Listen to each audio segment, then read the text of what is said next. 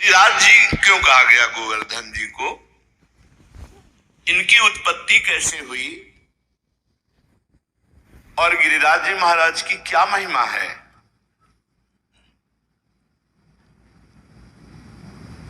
श्री नंद बाबा ने गर्गाचार्य जी को प्रेरित किया महिमा वर्णन करने की। उपनंद आदि बड़े बड़े महापुरुष ये सब बैठ करके गिरिराज महाराज की महिमा सुन रहे हैं। साक्षात परिपूर्णतम भगवान श्री कृष्णचंद्र जो असंख्य ब्रह्मांडों के अधिपति हैं, कर्तुम अकर्तुम अन्यथा कर्तुम सर्व समर्थ हैं। जब पृथ्वी का भार उतारने के लिए स्वयं इस भूतल पर पधारे तो उन जनार्दन ने अपनी प्राण प्रिय प्राण वल्लभा अपनी उपास्य श्री राधा किशोरी से कहा, प्रिय तुम्हें हमारे साथ भूतल में हमारे लिए चलना होगा नवनिवृत्त निकुंज से। किशोरी जी ने कहा, प्राणनाथ आप चलने की बात कैसे सोच सकते हैं? जहां वृंदावन नहीं, जहां यमुना सखी नहीं, जहां गिरिराज गोवर्धन नहीं, वहां मेरा पदार्पण हो ही नहीं सकता। भूतल पर अगर हमारी सखी यमुना जी नहीं, गिरिराज गोवर्धन नहीं, तो प्राणनाथ जहां वृंदावन नहीं वहां राधा किशोरी नहीं जा सकती। श्री लाडली जी की बात सुनकर हरिजू ने मुस्कुरा दिया और कहा, हमने पहले से व्यवस्था की है। मृत्यु लोक में, भारत भूमि में, माथुर मंडल में अपने को ही 84 कोष भूमि में मैंने विस्तार किया है। ये 84 कोष भूमि श्री कृष्ण स्वरूप है। उस 84 कोष भूमि में आपके विलास के लिए, आपकी सेवा के लिए जो जो चाहिए वो हमें पहले से पता है। यमुना जी, गोवर्धन, संपूर्ण आपके सुख के लिए वृंदावन की शोभा भूतल पर उतरेगी। नंद बाबा ने पूछा, क्या पहले से गिरिराज जी महाराज ब्रजभूमि में प्रकट हो गए? तो कहा, नहीं, इस शालमली द्वीप के भीतर द्रोणाचल के गर्भ में उत्पन्न हुए थे। जो द्रोणागिरी है उनके पुत्र हैं गोवर्धन जी महाराज, वहां प्रकाशित हुए थे। जब गिरिराज जी महाराज प्रकट हुए थे तो समस्त देवताओं ने पुष्प वर्षा करके गिरिराज जी महाराज का अभिनंदन वंदन किया। शालमली द्वीप द्रोणागिरी पर हिमालय आदि पर्वतों ने, सुमेरु आदि पर्वतों ने आकर के गिरिराज जी का पूजन किया, प्रणाम किया, परिक्रमा की। और विधिवत पूजन करने के बाद समस्त पर्वतों ने हाथ जोड़कर गोवर्धन जी की स्तुति प्रारंभ की। त्वं साक्षात् कृष्णचन्द्रस्य परिपूर्णतमस्य च गोलोके गोगणैर्युक्ते गोपी गोपाल संयुते त्वं हि गोवर्धनो नाम वृंदारण्ये विराजसे त्वन्नो गिरीणां सर्वेषां गिरिराजोऽसि साम्प्रतं नमो वृंदावनांकाय तुभ्यं गोलोकमौलिने पूर्ण ब्रह्म तपत्राय नमो गोवर्धनाय च। समस्त सुमेर, हिमालय आदि बड़े बड़े पर्वतों ने गिरिराज महाराज की स्तुति की। हे गिरिराज, तुम साक्षात परिपूर्णतम भगवान श्री कृष्ण का स्वरूप हो। भगवान श्री कृष्ण की प्राण प्यारी गौओं का समुदाय, गोपाल, गोप सुंदरी गोपियों का समुदाय, ये सब आपकी तलहटी में आनंद प्राप्त करेगा। तुम्हारा नाम गोवर्धन है, तुम वृंदावन में नित्य विराजोगे। इस समय हम समस्त पर्वतराज आपको गिरिराज पदवी प्रदान करते हैं। द्रोणागिरी की गोद में प्रकट हुए गोवर्धन महाराज को गिरिराज पदवी प्रदान की समस्त विश्व के महान महान पर्वतों ने। वृंदावन सच्चिदानंदमय है, गोवर्धन भगवान द्रोणागिरी में विराजमान है। समस्त देवता गिरिराज सुमेरु आदि स्तुति करके गोवर्धन जी महाराज को प्रणाम करके परिक्रमा करके सब अपने अपने स्थान को गए। उसी समय महिमा सुन करके कि द्रोणागिरी पे गोवर्धन जी महाराज प्रकट हुए हैं, बड़े ही तप के धनी पुलस्त ऋषि कौतुकवश दर्शन करने के लिए गिरिराज जी द्रोणागिरी पर पहुंचे। देखा द्रोणाचल की गोद में गौर श्याम वर्ण, गिरिराज जी के शिलाओं में आभा प्रकट होती गौर श्याम। एकाग्रता पूर्वक जब गिरिराज जी की परिक्रमा करो, दूर से देखो तो कुछ शिला में गौर रंग, कुछ शिला में श्याम रंग आपको दिखाई देगा। गोवर्धन भगवान ऐसे माधवी मालती सुंदर सुंदर लताएं गुफाएं, बड़े सुंदर वृक्ष जो मीठे फलों के भार से सुंदर सुंदर सरोवर कुंड झरने, महाराज देखते ही पुलस्त ऋषि लुट गए कि ये तो महान तपस्या करने की स्थली है, इनकी कंदराओं में तो बहुत आनंद आएगा ध्यान करने में भगवान का। सैकड़ों शिखर गिरिराज जी महाराज के रत्न में, विविध रंग बिरंगे धातु, विविध शोभा पुष्पों की, नाना प्रकार के पक्षी खग कोलाहल कर रहे, झरने गिर रहे, मृग और बहुत से बंदर, मयूर, केकिका ध्वनि, बड़ा आनंद गिरिराज महाराज। पुलस्त जी के मन में इच्छा हुई कि ये पर्वत हमारे अधिकार में आना चाहिए। गोवर्धन द्रोणाचल से कहा, द्रोणागिरी मैं तुम्हें आदेश करता हूं अपने पुत्र का मुझे दान करो। द्रोणागिरी के पुत्र हैं गोवर्धन जी महाराज।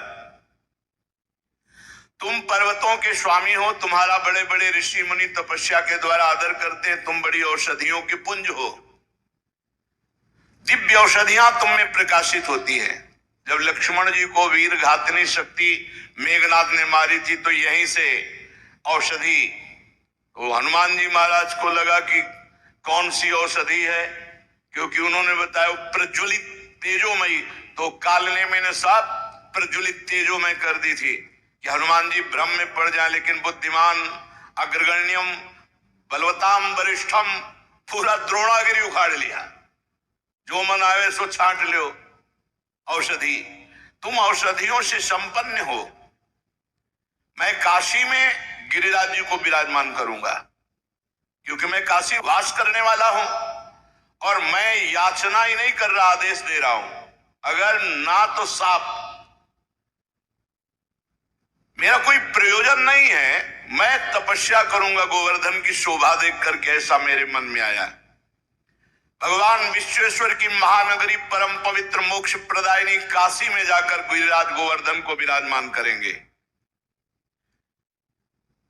जहां पार्श्व में गंगा नदी बह रही, विश्वेश्वर विश्वनाथ भगवान विराजमान है, वहीं गोवर्धन को विराजमान करेंगे। आज तक ऐसा यश प्राप्त नहीं होगा जैसा गोवर्धन को यश प्राप्त होगा काशी में। मैं गोवर्धन के ऊपर ऐसी तपस्या करूंगा कि त्रिभुवन गोवर्धन की वंदना करेगा, और मेरी यह अभिलाषा तुम्हें पूर्ण करनी होगी। पुलस्त जी की बात सुन करके सदैव प्रकट हुए द्रोणागिरी और रोने लगे। द्रोणागिरी ने कहा, पुत्र स्नेह विह्वल, मेरे आंसुओं को तुम देख रहे हो तो आप अपनी तपस्या की बात सोच रहे हो। जब से गोवर्धन जी आए तब से मैं महान आनंद से हूं, मेरा आनंद क्यों छीनोगे। पुलस्त जी ने कहा, आप शोक मत करो, आपका यश होगा। द्रोणाचल बोले, महामुनि मैं पुत्र स्नेह से व्याकुल हूं, मुझे पुत्र अत्यंत प्रिय है, तथापि मैं आपकी आज्ञा का भी उल्लंघन नहीं कर सकता, क्योंकि जानता हूं आप एक क्षण में साथ देकर मुझे भस्म कर सकते हैं। द्रोणागिरी गिरिराज जी को अपने अंक में भर के कहा, पुत्र कुछ भगवान और रचे हैं, इनकी सोच अलग है, लेकिन कुछ भगवान और रचे हैं। भगवान का संकेत मानकर मैं तुम्हें इनको दान करता हूं। भारतवर्ष बड़ा पवित्र देश, धर्ममय देश है, जहां केवल भारतवर्ष में धर्म, अर्थ और काम मोक्ष की आराधना होती है। निष्काम कर्म के द्वारा, ज्ञान योग के द्वारा तत्वबोध या प्रेम केवल भारतवर्ष में। मैं तुम्हें प्रदान करता हूं पुलस्त ऋषि को। गोवर्धन जी ने महान ऋषि पुलस्त जी से कहा, थोड़ा आप हमारा परिचय भी तो जान लें। 8 योजन लंबा, 8 चौको 32 कोश, 2 योजन ऊंचा, 8 कोश ऊंचा, 5 योजन चौड़ा, 20 कोश, 5 चौको 20। ऐसे थे गिरिराज जी जब यहां आए थे। साफ हो गया महाराज का आगे, तो रोज तिल तिल घट रहे हैं। ऐसी दशा में आप देख पाओगे कि मुझे ले जाकर काशी में विराजमान कर दो। पुलस्त जी ने कहा, बेटा मैं पुलस्त हूं, अगर संकल्प करूं तो पूरे भूमंडल को उठा के चल सकता हूं। मेरे हाथ पर केवल तुम बैठ जाना, मैं काशी में ही छोड़ूंगा तुम्हें। गोवर्धन ने कहा, फिर एक बार क्या बोल गए आप, सोच लो। एक बार हाथ में आ गया, उतार दिया, तो फिर तुम्हारी सामर्थ्य नहीं होगी कि आप मुझे हिला भी सको। मेरी प्रतिज्ञा और आपकी प्रतिज्ञा एक। आपने कहा मैं यहां से उठाऊंगा और काशी में रखूंगा, और मैं कह रहा हूं अगर बीच में रख दिया तो मैं आपके यहां उठाए फिर नहीं उठूंगा। पुलस्त जी ने बात तय कर ली। शाल्मली द्वीप से लेकर कितने बड़े महान तपस्वी भारतवर्ष के कौशल देश के रास्ते में लिए हुए गिरिराज जी को आ रहे हैं। पर्वत द्रोणागिरी विकल हो गए। गोवर्धन जी ने द्रोणागिरी को प्रणाम किया और कहा, सदैव आपके साथ हमारा नाम, हमारे साथ आपका नाम जुड़ा रहेगा। आंसुओं से अभिषिक्त होकर द्रोणागिरी ने गिरिराज महाराज को विदा किया। दाहिने हाथ पर पुलस्त ऋषि ने उठा लिया और बड़ी तीव्र गति से चले। गिरिराज महाराज शांत देखते रहे। जे ही माथुर मंडल में आए, ब्रज 84 कोश में, जहां गिरिराज जी विराजमान है, गिरिराज जी अपना भार भी बढ़ा लिया और विचार किया, ये मेरी लीला स्थली है मेरे प्रभु की, मैं यहां से एक कदम बाहर नहीं जाऊंगा। यहां भगवान श्री कृष्ण श्री किशोरी जी के साथ, ब्रज गोपियों के साथ, ग्वाल वालों के साथ यहां दिव्य लीला करेंगे, उसका मुझे आनंद मिलेगा। कैशोर लीला, बाल लीला, सब लीलाओं का आनंद मुझे मिलेगा।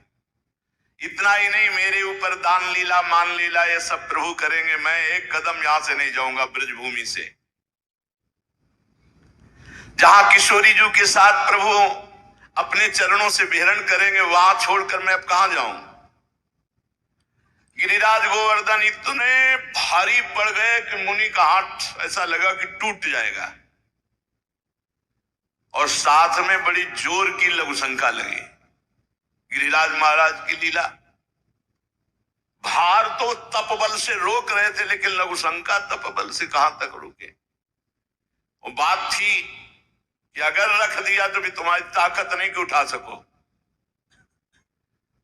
इतनी लघुशंका लगी कि वो बात भूल गए और भार से हाथ पीड़ित। तो गिरिराज महाराज जहां विराजमान है यहीं विराजमान किया, लघुशंका किया, आचमन किया, पवित्र हुए और गोवर्धन से गाओ कर कमल में विराजमान हो। बोले खत्म खेल, हमारी और आपकी प्रतिज्ञा थी कि आप रख दोगे, उठा नहीं पाओगे। तो उनका तुम्हारे आने से मैं अभी उठाकर तुम्हें ले चलता हूं। पुलस्त ऋषि ने अपना सारा तेज तप बल सब लगा दिया, गिरिराज महाराज टस से मस नहीं हुए। मुनि ने कहा दैन्यता पूर्वक, गिरिराज तुम मेरी शक्ति का उपहास मत करो, मुझे अभी क्रोध तुम पर नहीं आ रहा है। मैं बहुत प्यार से तुम्हें द्रोणागिरी से सालमली द्वीप से लाया हूं काशी ले जाने के लिए, तुम मेरी भावना में बाधा मत पहुंचाओ। गिरिश्रेष्ठ चलो, भार अधिक मत बढ़ाओ, मैं जान गया हूं कि तुम रूठ रहे हो, लेकिन शीघ्र तुम्हारा सम्मान काशी में होगा।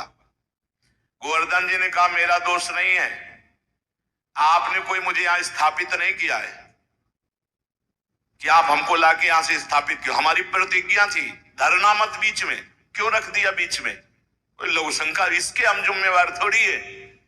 अब मैं यहां से एक कदम भी नहीं जाऊंगा, तुम्हारी ताकत नहीं कि यहां से ले जाओ। अब तो पुलस्त मुनि की सारी इंद्रियां क्रोध से व्याकुल हो गई और ओंठ फड़कने लगे। उन्होंने कहा तुम हमारा सारा उद्यम व्यर्थ कर दिया है द्रोण पुत्र गोवर्धन, मैं तुम्हें शाप देता हूं कि आज के बाद तुम तिल तिल रोज घटोगे। गिरिराज महाराज पहले 8 योजन 32 कोस, अब 21 किलोमीटर की परिक्रमा रह गई है। कितने ऊंचे? 2 योजन 8 कोस ऊंचे, 5 योजन चौड़े, बहुत देखो तिल तिल रह गए। भजन कर लो, कलयुग और आगे बढ़ेगा तब गंगा और गिरिराज अंतर ध्यान हो जाए। जब तक गंगा और गिरिराज है कलयुग का तांडव नहीं हो सकता। पर रोज एक एक तिल गिरिराज जी क्षीण हो रहे हैं। शाप दे दिया, तिल तिल भर तुम रोज क्षीण हो गए। गिरे त्वाति दृष्टेन न कृतो में मनोरथा तस्मात् तिल मात्रम ही नित्यम तुम क्षीणताम ब्रज। ब्रजवास करो लेकिन एक एक तिल रोज क्षीण हो गए। गर्गाचार्य जी कहते हैं यावत भागीरथी गंगा यावत गोवर्धनो गिरी तावत कलेह प्रभावस्तु भविष्यति न करेचित। जब तक गिरिराज गोवर्धन विराजमान है, भागीरथी गंगा प्रवाहित है, तब तक कलयुग अपना तांडव नहीं कर सकता। हाँ, उसका प्रभाव रहेगा।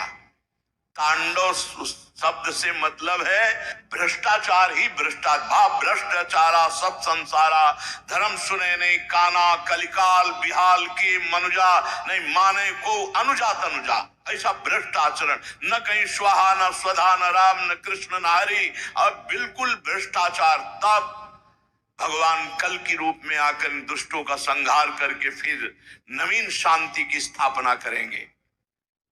उस दिन से गोवर्धन महाराज ब्रज में विराजमान हुए, पर महाराज पुलस्त जी के साप से तिल तिल क्षीण होते गए। जब तक भागीरथी गंगा गोवर्धन पर्वत भूतल पर विद्यमान है, तब तक कलिकाल का प्रभाव कदापि नहीं बढ़ेगा। ये गोवर्धन का शालमली द्वीप द्रोणागिरी से ब्रजधाम आना है। ये पावन श्री गिरिराज महाराज जी का चरित्र है। एक समय की बात है कि गोदावरी तट पर एक ग्राम में एक ब्राह्मण रहता था। तो वो अपना ऋण लेने के लिए, कोई धनी मानी मथुरापुरी में रहते थे, तो यहां आए। वो अपना कार्य पूरा करके जब घर को लौट रहे थे तो रास्ते में गिरिराज गोवर्धन जी मिले। तो ऐसा सुंदर पत्थर का टुकड़ा ऐसे देख करके उनको लगा कि साथ ले जाना चाहिए। एक बात ध्यान रखें, गिरिराज जी को साप मिल गया है इस बात के लिए कि ब्रज से बाहर नहीं जाना चाहते थे।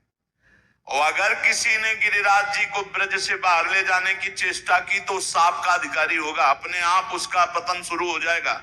ये मत सोचो कि गिरिराज जी की शिला की महिमा सुनी तो ले जाकर ब्रजमंडल के बाहर विराजमान कर लें, ये सिद्धांत नहीं है। कुछ लोग कहते हैं कि अगर आप शिला उठाओ तो उसी के बराबर सोना गिरिराज जी को, सोना सुमेरु पर्वत परिक्रमा करके प्रणाम करके गिरिराज पदवी दे गया। उनको सोना चाहिए, उनको ब्रज चाहिए। ब्रज से बाहर ले जाने का कोई सिद्धांत नहीं कि आप सोना चांदी चाहे जितना बराबर रख दो। ऐसा शर्त कर देते तो पुलस्त्य ऋषि तपस्या से सोने का बना देते गिरिराज जी को। गिरिराज जी की शिला को ब्रजमंडल से बाहर ले जाना घोर अपराध है। ये तुम्हारी भक्ति का बाधन होगा, साधक नहीं होगा। ये मत सोचना कि हम गिरिराज जी की शिला उठाए, इतनी महिमा सुनी तो बाहर ले जाएं। अपना कार्य पूरा करके वो घर लौटने लगा। तब गोवर्धन के जी के तट पर वो गोल पत्थर बड़ा सुंदर लगा। गिरिराज जी की शिला तो उठा ली। अभी वो ब्रजमंडल में ही था कि एक घोर राक्षस उस पर टूट पड़ा, उस ब्राह्मण पर। उसका मुंह ऐसे नाटा छाती में घुसा हुआ, 3 पैर 6 भुजाएं, बड़ा विकराल ओंठ, ऐसे दांत, मोटी नाक, बदबू आ रही थी। बड़े बड़े दांत बगाड़ कर ब्राह्मण को खाने के लिए। राक्षस बहुत भूखा था। वो दहाड़ता हुआ ब्राह्मण के ऊपर। अब जैसे कोई आक्रमण करे तो अपने पास कुछ होता तो ऐसे करने का। ब्राह्मण के हाथ में गिरिराज शिला थी। सीधे उस राक्षस के ऊपर गिरिराज शिला का प्रहार किया। जे ही गिरिराज शिला स्पर्श हुई, उसका राक्षस शरीर छूटा और श्याम सुंदर रूप अर्थात भगवान के सारूप्य मोक्ष को प्राप्त हुआ।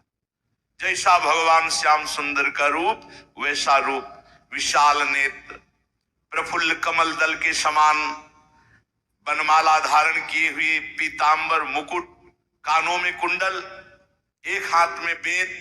ऐसा लग रहा था साक्षात श्याम सुंदर प्रकट हो गए।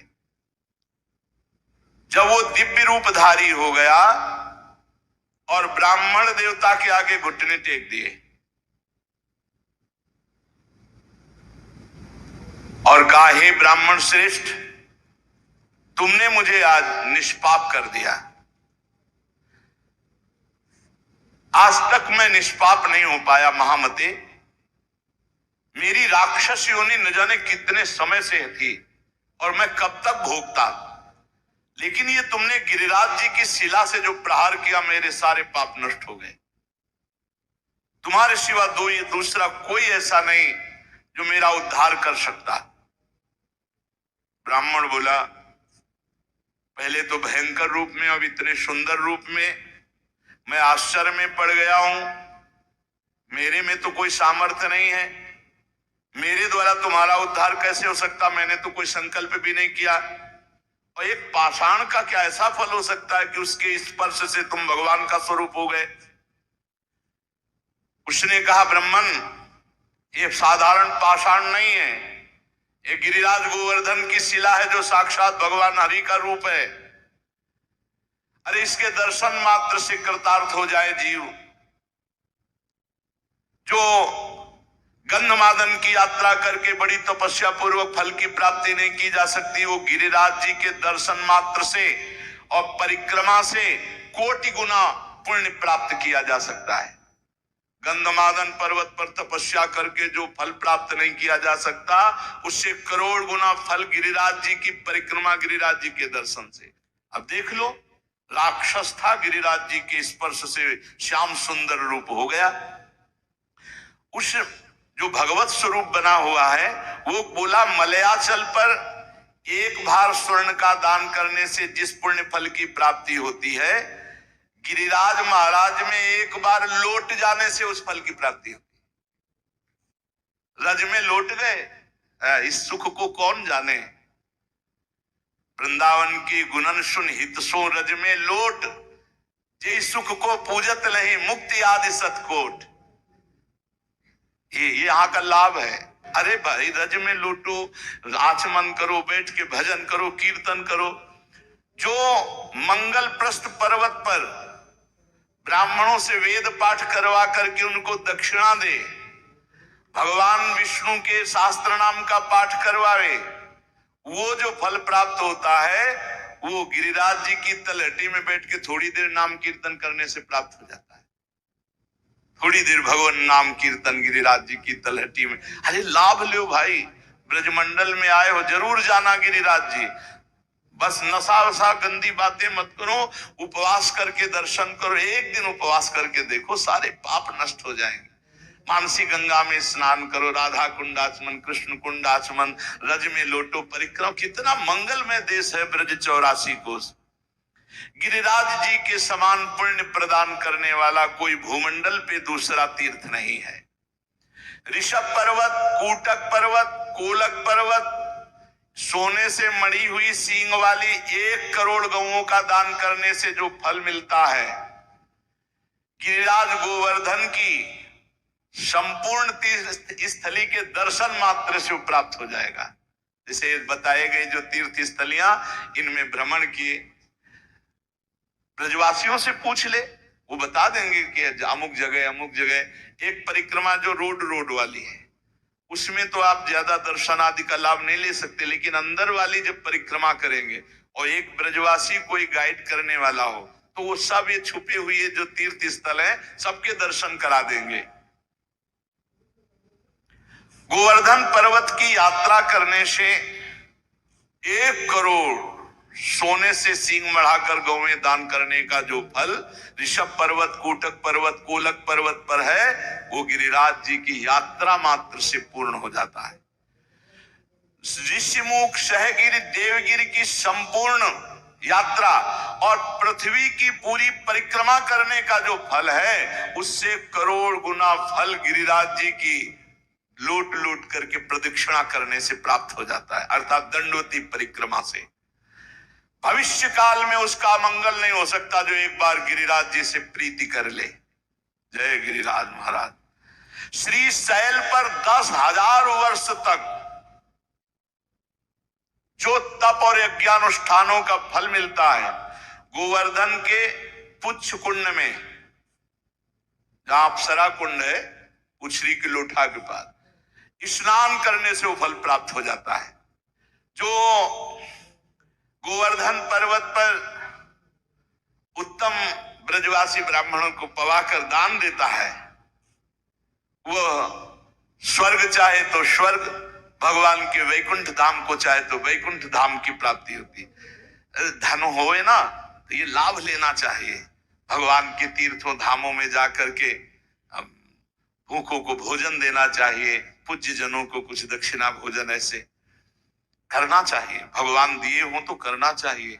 यहाँ 1 का लाखों भगवान देते हैं, मिलेगा। थोड़ा धैर्य रखो, समय, खेती भी बोई जाती तो अपने समय से फलीभूत होती है।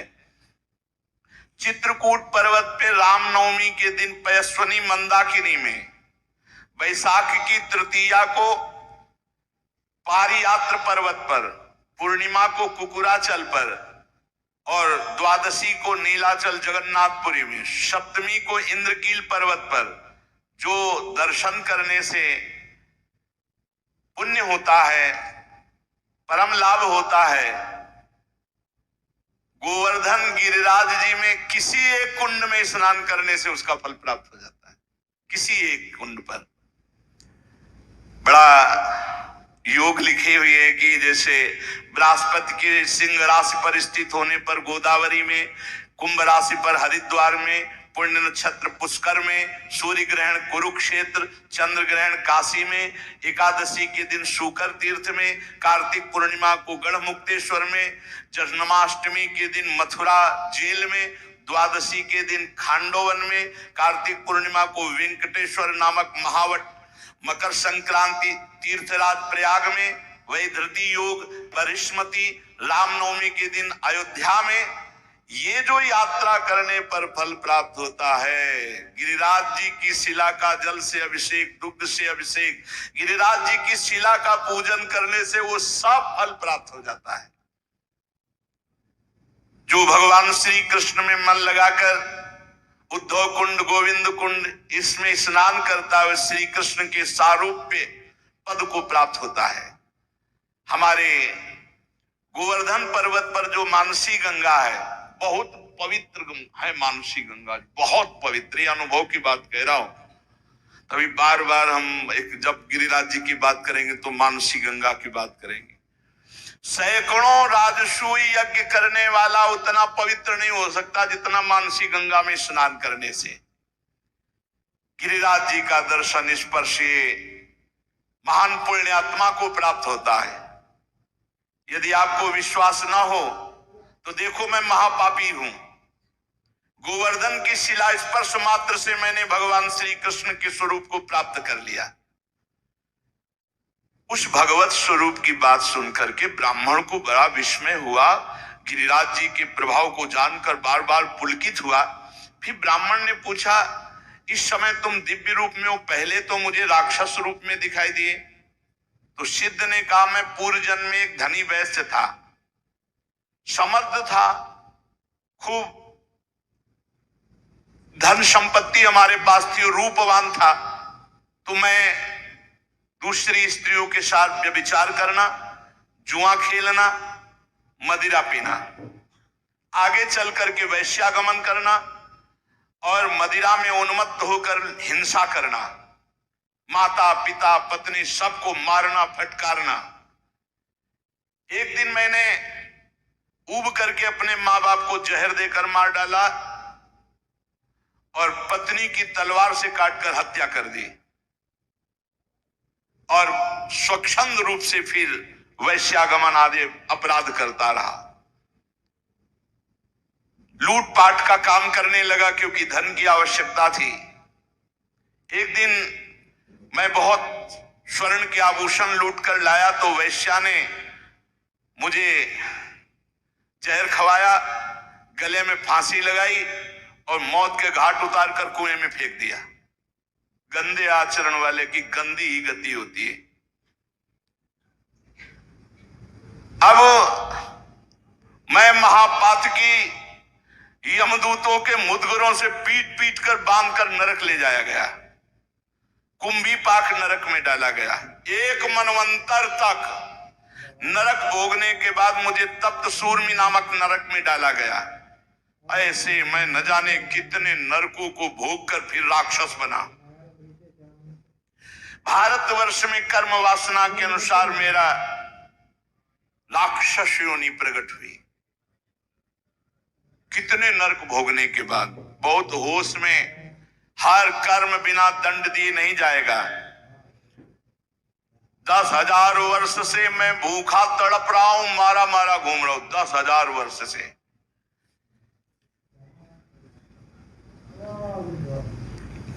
यमुना के सुंदर तट पर आज मुझे उद्धार का अवसर मिला।